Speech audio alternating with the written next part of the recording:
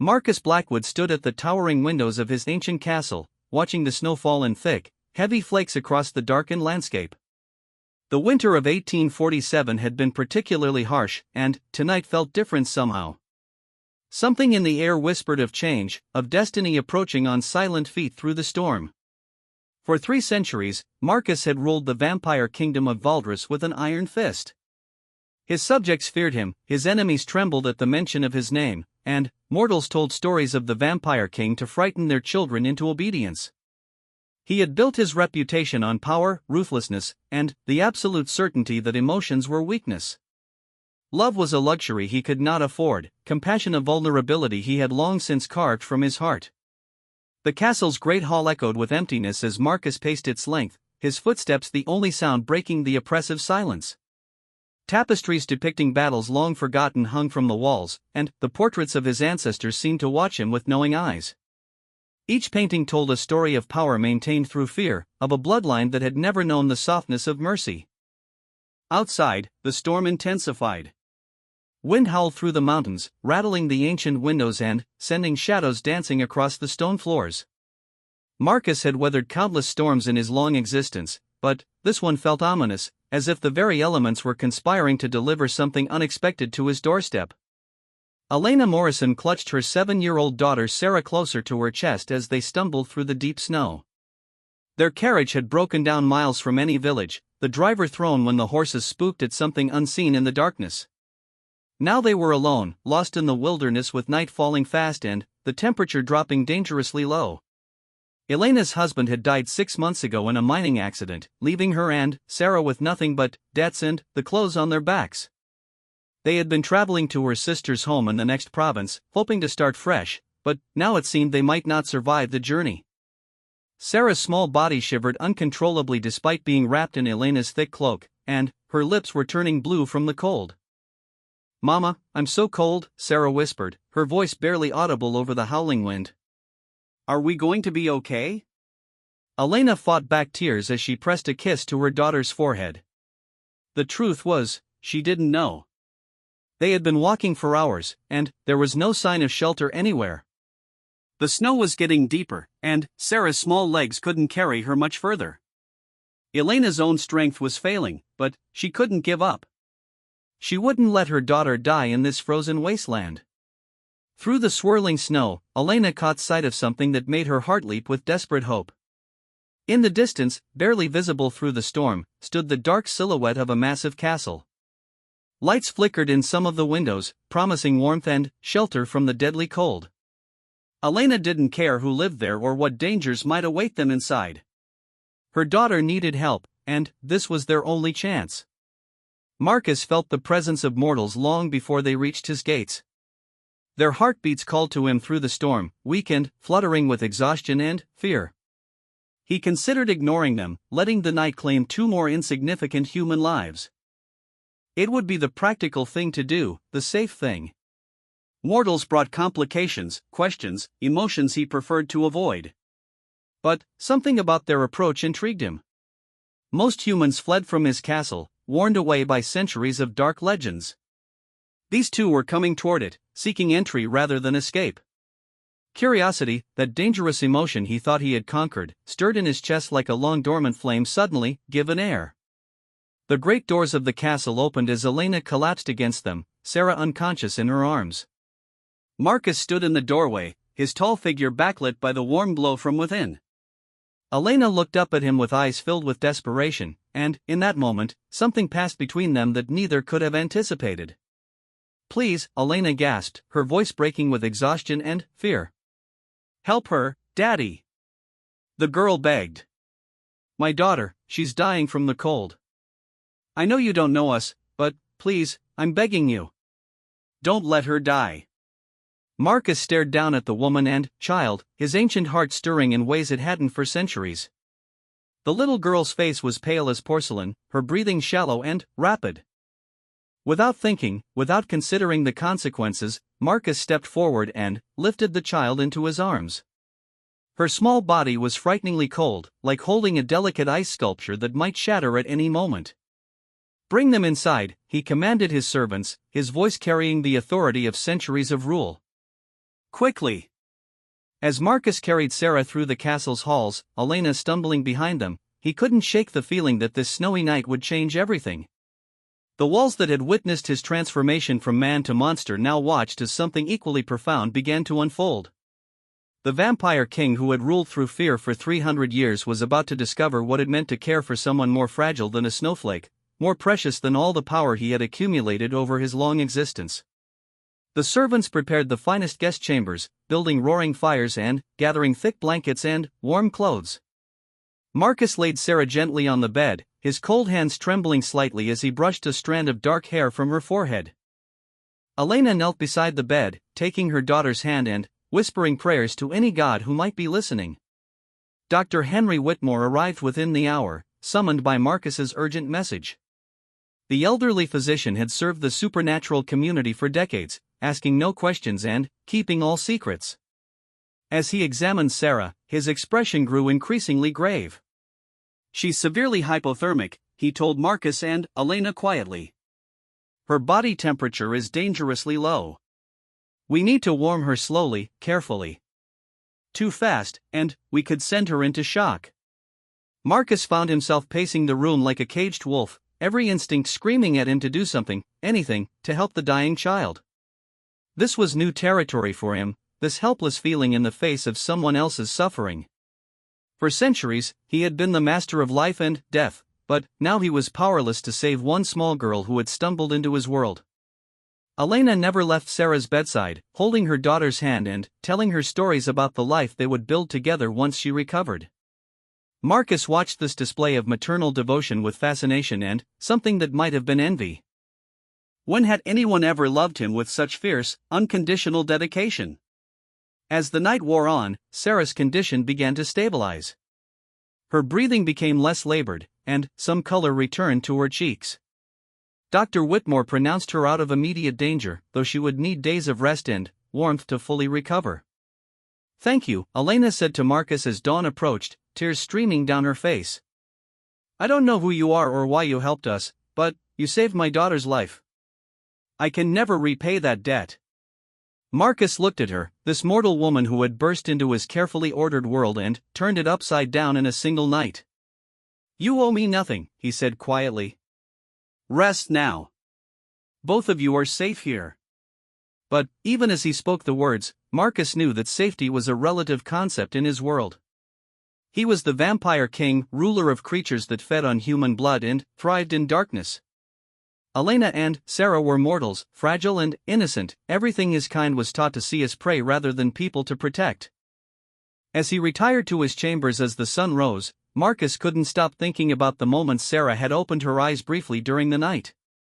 She had looked at him without fear, despite his intimidating appearance and the obvious power that radiated from him. In her innocent gaze, he had seen not the monster he believed himself to be, but something else entirely. The vampire king who had ruled through terror for 3 centuries fell into his death-like sleep with the echo of Elena's desperate plea ringing in his ears. "Help her, Daddy," she had begged, and somehow, in that moment of crisis, he had chosen compassion over cruelty, mercy over malice. Neither Marcus nor Elena could have known that this single act of kindness would set in motion events that would challenge everything they believed about themselves, about their worlds, and about the possibility of love existing between the darkness and the light. The snowy night that had brought them together was just the beginning of a story that would test the very foundations of the supernatural world and prove that even the coldest hearts could learn to beat with warmth again. 3 weeks had passed since that fateful snowy night, and Marcus Blackwood found his carefully structured existence completely transformed. Sarah Morrison had recovered fully from her brush with death, her laughter now echoing through halls that had known only silence for decades. Elena had proven herself to be a remarkable woman, intelligent and kind, with a strength that impressed even the ancient vampire king. What should have been a brief stay while Sarah recovered had somehow become something more permanent. Elena had nowhere else to go, no family except the sister who lived too far away to reach safely in winter. Marcus found himself making excuses to keep them at the castle, telling himself it was merely practical to wait for better traveling weather. The truth was far more complicated. For the first time in 3 centuries, Marcus felt alive in ways that had nothing to do with the supernatural power coursing through his veins. Sarah's innocent questions about his library, his art collection, and the history of the castle had awakened something in him he thought was long dead. Elena's gentle presence brought warmth to rooms that had been cold for far too long. But their growing closeness hadn't gone unnoticed by others in the supernatural world. Lord Victor Drackle, Marcus's ancient rival and the leader of a faction that believed vampires should rule over mortals completely, had learned of the human guests at Blackwood Castle. Victor saw this as weakness, an opportunity to challenge Marcus's authority and seize control of the vampire kingdom. Catherine Thorne, Marcus's former lover and a vampiress of considerable power, arrived at the castle on a cold February evening. She swept into the great hall like a storm herself, her beauty as deadly as it was captivating. Catherine and Marcus had shared a passionate relationship 2 centuries ago, but her cruelty and ambition had eventually driven them apart. "So the rumors are true," Catherine said, her voice dripping with disdain as she surveyed the warm, lived-in feeling the castle had taken on. "The mighty vampire king has taken in mortal pets." Marcus felt his jaw clench as Sarah, who had been playing quietly by the fire, looked up at Catherine with wide, curious eyes. Elena, sensing tension, moved protectively closer to her daughter. "They are my guests, Catherine," Marcus said carefully. "And you will treat them with respect." Catherine laughed, the sound sharp as breaking glass. "Guests? How delightfully naive. Tell me, Marcus, do your guests know what you really are? What you do when the sun sets and hunger calls?" The question hit Marcus like a physical blow. In the weeks Elena and Sarah had been with him, he had managed to maintain his humanity around them, feeding discreetly and ensuring they never witnessed the darker aspects of his nature. But Catherine's presence threatened to shatter the peaceful world he had built around his newfound family. "Mama," Sarah whispered, tugging on Elena's dress. "Who is the angry lady?" Elena's protective instincts flared as she saw the cold calculation in Catherine's eyes.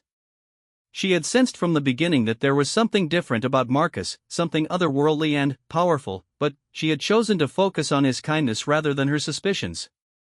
"Catherine, perhaps we should speak privately," Marcus said, his voice carrying a warning that made several servants quickly exit the room. "Oh, but I think your mortal friends should hear this," Catherine continued, ignoring his request. "They should know what manner of creature has been playing house with them." "Shall I tell them about the villages you've destroyed, Marcus? The lives you've taken?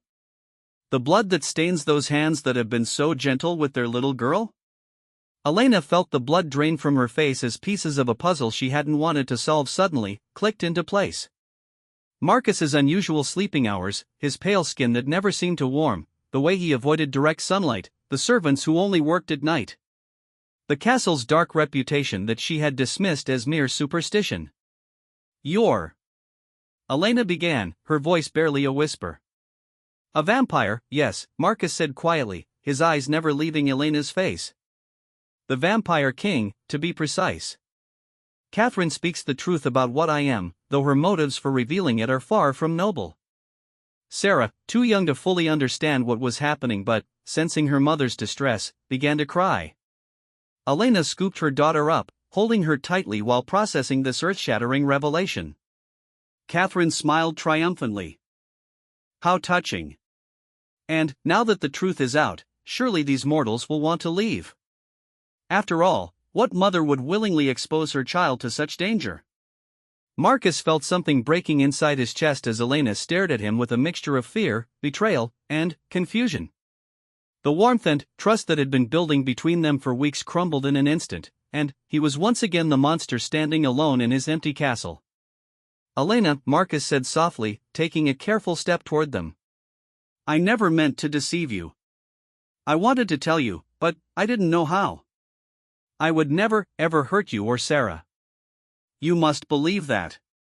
Elena's mind raced as she tried to reconcile the gentleman who had saved her daughter's life with the legendary monster of childhood nightmares. The Marcus she had come to know read bedtime stories to Sarah, spent hours discussing literature and philosophy with her, and looked at them both with such tenderness it made her heart ache. "The night we arrived," Elena said slowly, "you could have drained us both.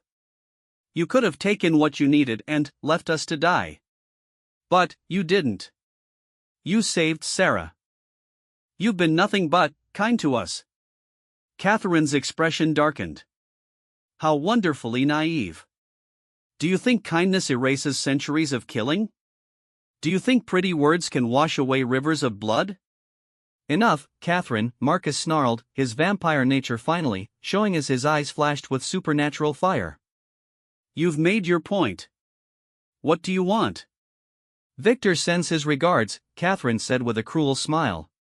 He's called a gathering of the Council of Shadows for tomorrow night. It seems there are concerns about your fitness to rule. Some believe that a king who harbors mortals in his castle, who shows them mercy and affection, has become too weak to lead our kind. The Council of Shadows was the governing body of the vampire world, comprised of the oldest and most powerful vampires from across the globe. A gathering of the full council was rare and usually meant significant political upheaval was brewing. Let them come, Marcus said, though Elena could see the worry in his eyes. I've faced challenges before. Not like this, Catherine warned. Victor has been building support for months. Many believe it's time for new leadership, someone who remembers what it means to be a predator rather than a protector. After Catherine's departure, an uncomfortable silence settled over the castle. Sarah had fallen asleep in Elena's arms, exhausted by emotions she didn't fully understand. Elena sat by the dying fire, staring at Marcus as if seeing him for the first time. How old are you? She finally asked. 347 years, Marcus answered honestly. I was turned in 1500, during the Italian Renaissance. And how many people have you killed? The question cut deep, partly because Marcus couldn't give her a number. In his early years as a vampire, driven by bloodlust and rage, he had killed without thought or remorse. Later, as he gained control, he had killed when necessary to protect his territory or his people. He had tried to be more selective in recent decades, but his hands were far from clean. Too many, he said quietly. I won't lie to you, Elena. I'm not human. I never will be. But the man you've come to know these past weeks, the one who cares about you and Sarah, that's real too. Elena looked down at her sleeping daughter, so small and innocent in her arms. When you saved Sarah that night, when you chose to help us instead of doing what your nature might have demanded, why did you make that choice? Marcus moved closer, kneeling beside her chair. Because in that moment, looking at her dying in the snow, I remembered what it felt like to care about someone more than myself. I hadn't felt that in centuries. You and Sarah brought something back to life in me that I thought was gone forever. The council meeting tomorrow, Elena said softly. What will happen? They'll try to remove me from power, Marcus admitted. Victor wants to rule the vampire kingdom his way, with humans as nothing more than cattle. If he succeeds. Marcus didn't need to finish the thought. Elena understood that not only would she and Sarah be in immediate danger, but Victor's rule would likely mean a return to the dark days when vampires terrorized mortal communities without restraint. We should leave, Elena said, though the words seemed to cause her physical pain. If our presence here is putting you in danger. No, Marcus said firmly. Running won't solve anything. Victor will keep challenging my authority until one of us is destroyed. And if I fall, there will be no one to protect humans from what comes next. Elena studied his face in the firelight, seeing the weight of responsibility and genuine care in his ancient eyes. Then, we stay and fight. Elena, you don't understand the forces we're dealing with. These are creatures older and more powerful than you can imagine. Maybe not, Elena said, shifting Sarah gently in her arms. But I understand that you've shown us nothing but kindness and protection. I understand that you're willing to risk everything to keep the world safe from monsters worse than yourself. And I understand that despite what you are, you're also the man who reads bedtime stories to my daughter and makes her laugh. Marcus stared at her in amazement. You're not afraid of me? Elena was quiet for a long moment, considering her answer carefully. I'm terrified, she finally admitted. But not of you. I'm afraid of losing this, of having to go back to a world where Sarah and I are alone and struggling to survive. I'm afraid of what happens to innocent people if someone like Victor gains power. But, I'm not afraid of Marcus Blackwood, vampire or not. As dawn approached and Marcus prepared to retire to his chambers, Elena made a decision that would change everything. Tomorrow night, when the council meets, I want to speak to them. Absolutely not, Marcus said immediately. These creatures would see you as nothing more than food. I won't risk your life. You once told me that emotions were weakness, Elena said, remembering one of their conversations. But, caring about Sarah and me hasn't made you weaker, has it? It's made you stronger. Made you remember why protecting innocent people matters. Marcus realized she was right. His love for Elena and Sarah hadn't diminished his power, it had given him something worth using that power for. But, the thought of putting them in danger made every protective instinct scream in protest. Trust me, Elena said softly, reaching out to touch his face. Her warm hand against his cold skin sent shock waves through his entire being. Let me help you save the world we've built together. In that moment, Marcus understood that the greatest battle of his long existence wasn't going to be fought with supernatural powers or ancient magic. It was going to be won or lost on the strength of the love that had grown between a vampire king and the mortal family who had taught him what it meant to be human again. The snowy night that had brought them together had indeed changed everything, but their real test was just beginning. The Council of Shadows convened at midnight in the vast underground chamber beneath Blackwood Castle. 13 of the most powerful vampires in existence sat in a circle of ornate chairs, their ancient faces lit by flickering torches that cast dancing shadows on the stone walls. The air thrummed with supernatural energy and barely contained violence. Lord Victor Drackle sat directly across from Marcus, his pale eyes gleaming with ambition and malice. At nearly 500 years old, Victor was one of the few vampires present who predated Marcus's rule. To his left sat Countess Isabella Bathory, whose reputation for cruelty was legendary even among their kind. To his right was Lord Alexander Corvinus, ancient and calculating, whose support could sway the entire council. Marcus entered the chamber with Elena and Sarah at his side, causing a ripple of shock and outrage among the assembled vampires. Several hissed at the presence of mortals in their sacred space, while others leaned forward with predatory interest. This is unprecedented, declared Elder Lucian Ashford, the oldest vampire present at nearly 800 years. Mortals have never been permitted in a council gathering. Unprecedented times call for unprecedented measures, Marcus replied calmly, though Elena could feel the tension radiating from him. Elena Morrison and her daughter Sarah are under my protection. Victor rose from his chair with fluid grace, his voice dripping with disdain. And there we have the heart of our problem. The Vampire King speaks of protection rather than dominion. He harbors humans as pets rather than treating them as the food source they are. Sarah pressed closer to her mother, frightened by the cold hatred in Victor's voice. Elena placed a protective hand on her daughter's shoulder, drawing strength from Marcus's presence beside them. For 3 centuries, Victor continued, beginning to pace around the circle, Marcus Blackwood has ruled our kind with what he calls wisdom and restraint. But, look where this so-called wisdom has led us. We hide in shadows, feeding carefully, limiting ourselves, all to avoid upsetting the mortal world. We are apex predators reduced to scavenging, gods pretending to be mice. Several council members murmured in agreement. Countess Isabella smiled coldly.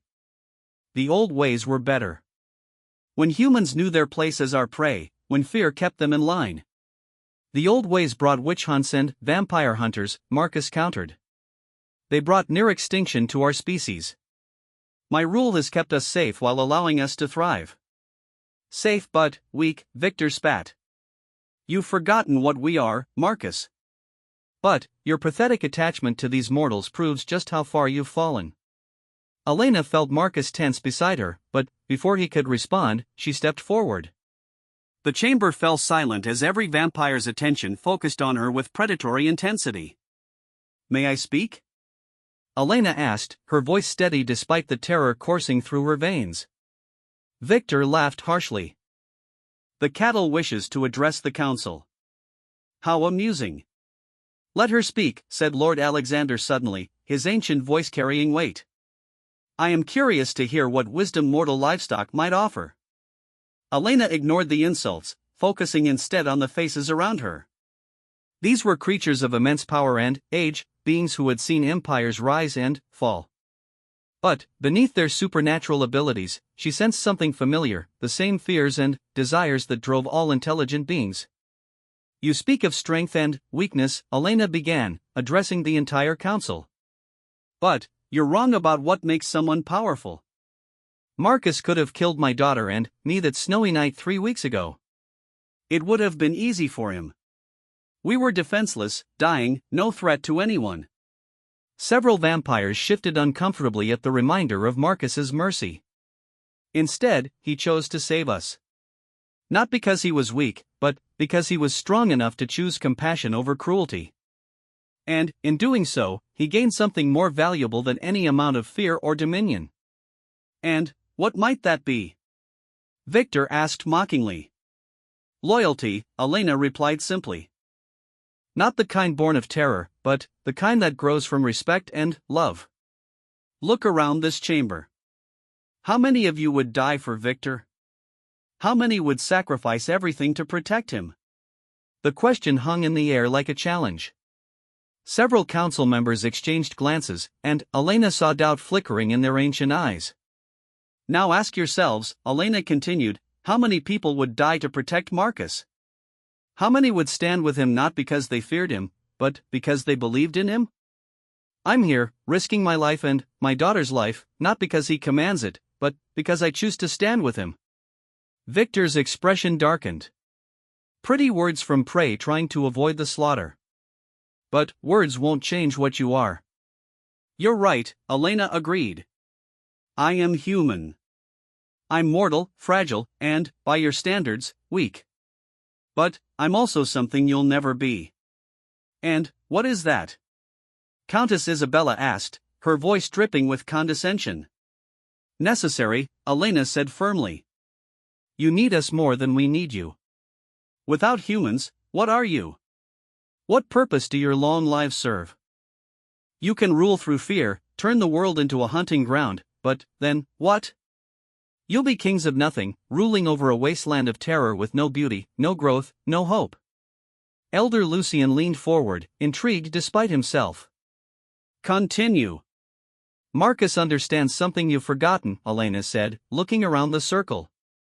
Power isn't about how much fear you can inspire. It's about what you can protect, what you can nurture, what you can build. Under his rule, vampire kind has not just survived but flourished.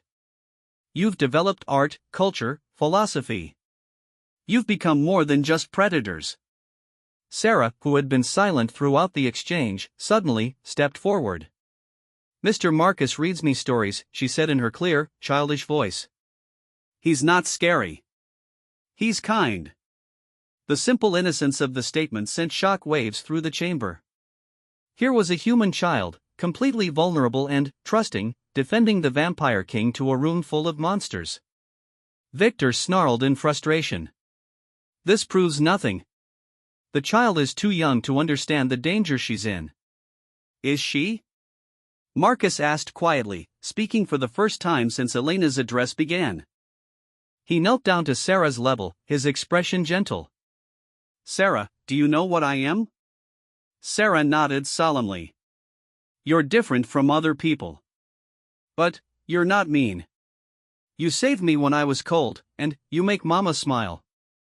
Marcus stood and faced the council. This child knows exactly what I am, and she isn't afraid. Not because she's naive, but because I've proven to her that being different doesn't mean being evil. That's the future I'm offering our kind, not an end to what we are, but an evolution beyond what we were. Lord Alexander rose slowly, his ancient joints creaking. In my 8 centuries of existence, I have seen our kind at their worst and their best. I have watched us nearly destroy ourselves with unchecked bloodlust, and I have seen us rise to create wonders that rival the greatest human achievements. He walked slowly around the circle, studying each face. The question before us is not whether Marcus has changed. He has. The question is whether the change represents growth or decay. Victor stepped forward aggressively. It represents weakness that will destroy us all. Does it? Alexander asked calmly. Or does it represent an evolution that our species desperately needs? We are not mere beasts, driven only by hunger and instinct. We have intelligence, creativity, the capacity for complex thought and emotion. Why should we limit ourselves to the simple role of predator when we could be so much more? Countess Isabella rose, her beautiful face twisted with disdain. Because that's what we are. Apex predators. We don't need to justify our existence to our food. Then, why are we here? Elena asked quietly. Why have a council at all? Why create art, music, literature? If you're nothing more than predators, why not simply hunt and kill without thought or purpose? The question struck to the heart of their existence. Every vampire in the chamber had created something beyond mere survival. They had built societies, written poetry, composed music, crafted objects of beauty and meaning. Elder Lucian spoke thoughtfully. Perhaps the real question is not what we are, but what we choose to become.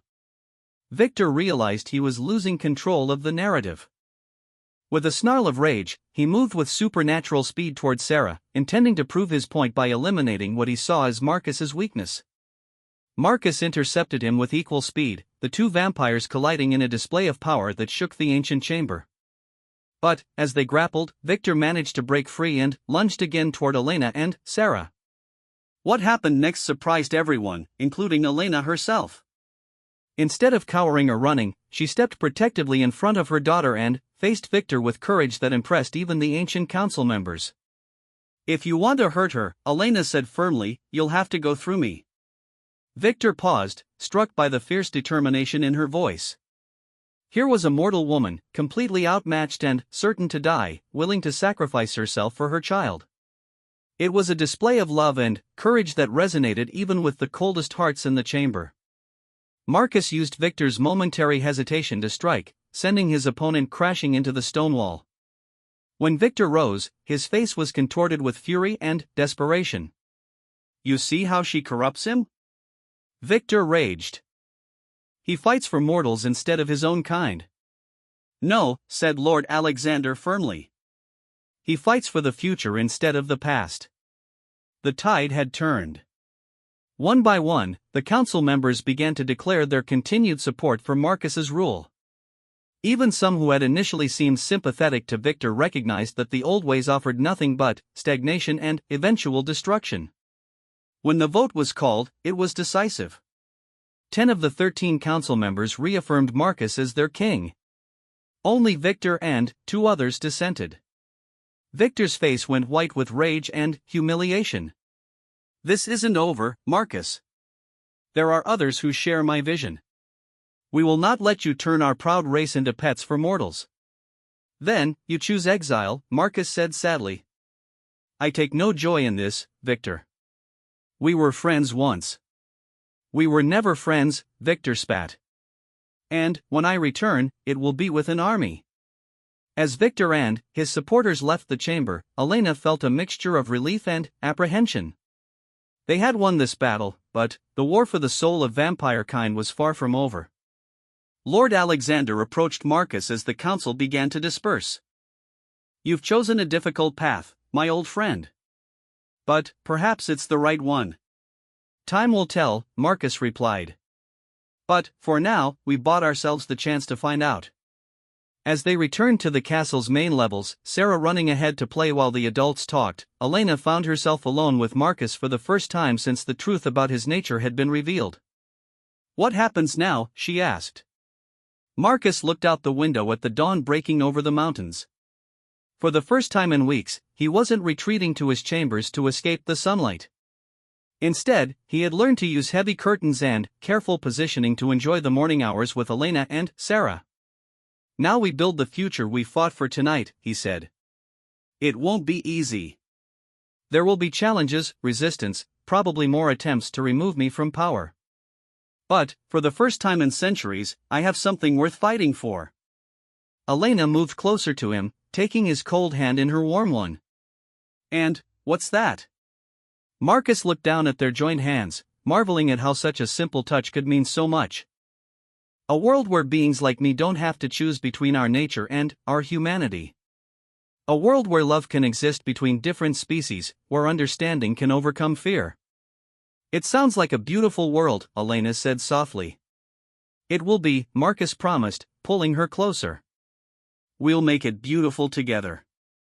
As the sun rose fully, painting the sky in shades of gold and pink, Marcus, Elena, and Sarah stood together at the great windows of Blackwood Castle. They were an unlikely family, brought together by a snowy night and held together by love that transcended the boundaries between mortal and immortal, human and vampire, light and darkness. The future stretched out before them, uncertain and challenging, but full of possibilities that none of them could have imagined just weeks before. The vampire king had learned to love again, the mortal woman had found strength she never knew she possessed, and the little girl had gained a protector who would move heaven and earth to keep her safe. Outside, the snow began to fall again, but this time it brought not desperation and danger, but the promise of new beginnings. The castle that had been a monument to power and isolation had become a home filled with laughter, love, and hope for tomorrow. Marcus Blackwood had ruled for 3 centuries through fear and strength, but he would rule for centuries more through something far more powerful, the love of a family who saw not a monster, but a man worthy of redemption, capable of change, deserving of happiness. The snowy night that had brought Elena's desperate plea, "Help her, Daddy," had indeed changed everything. But the real transformation wasn't in what Marcus had become. It was in what they had all discovered they could be together, proof that love could bridge any divide, overcome any obstacle, and create miracles out of the most impossible circumstances. And, in the castle that had once echoed only with emptiness, the sound of Sarah's laughter rang out like music, promising that some stories really could have happy endings, even for vampire kings who had forgotten how to believe in them.